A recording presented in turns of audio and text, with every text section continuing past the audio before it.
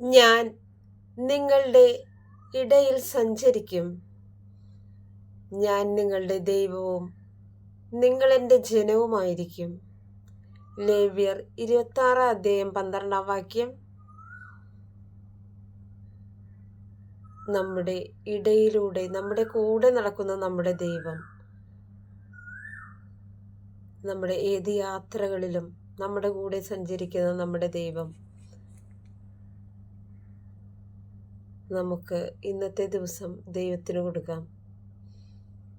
നമ്മുടെ എല്ലാ ചിന്തകളെയും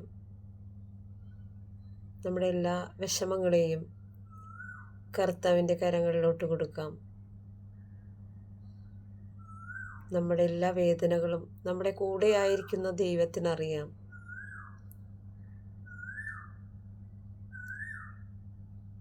വചനം ദൈവമാണ്. ആ വചനമെല്ലാം നമ്മുടെ ഹൃദയത്തിൽ നമുക്ക് സൂക്ഷിക്കാം.